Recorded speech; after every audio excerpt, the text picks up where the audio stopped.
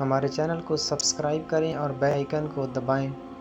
روز محشر سب سے پہلے حضرت جبرائیل و حضرت میکائیل علیہ السلام زمین پر تشریف لائیں گے۔ ابھی کوئی بھی اپنی قبور سے باہر نہیں آیا ہوگا۔ ان کے پاس براق اور پوشاک اور تاج ہوگا جو ہمارے آقا و مولا حضرت محمد مصطفیٰ صلی اللہ علیہ وآلہ وسلم کے لیے لائیں گے، لیکن اس دن کی ہولناک سے ایسے گھبرائے ہوئے ہوں گے کہ انہیں معلوم نہ ہو سکے گا کہ روز رسول صلی اللہ علیہ وآلہ وسلم کہاں ہے۔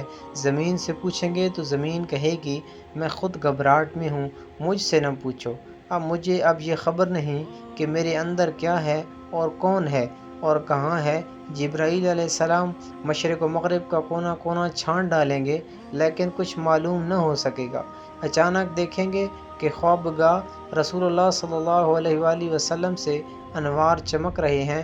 وہاں جبرائیل علیہ السلام پہنچیں گے تو دیکھیں گے رسول اللہ صلی اللہ علیہ وآلہ وسلم مزار مبارک سے باہر رونق افروز ہیں۔ چنانچہ خود فرمایا میں پہلا وہ ہوں کہ جس سے زمین پھٹے گی۔ جبرائیل علیہ السلام کو دیکھ کر حضور اکرم صلی اللہ علیہ وآلہ وسلم فرمائیں گے اے جبرائیل علیہ السلام میری امت کا کیا حال ہے؟ عرض کریں گے حضور صلی اللہ علیہ وآلہ وسلم آپ زمین سے باہر ہیں اور ابھی زمین میں ہیں۔ آپ پوشاک پہ تاج سر پر زیب فرمائیے اور براق پر سوار ہوں، کمر شفات باندھ کر میدان حشر میں تشریف لے چلیے، امت بھی آ جائے گی۔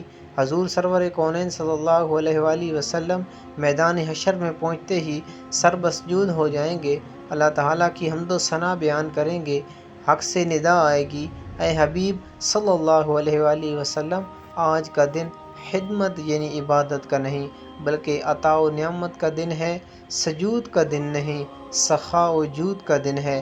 سر اٹھا سرور عالم صلی اللہ علیہ وآلہ وسلم اور شفاعت کا سہرا تیرے گلے میں ہے، تو کہتا جا میں چھوڑتا جاؤں، اس لیے کہ تو نے دنیا میں وہ کر دکھلایا جو میں نے کہا۔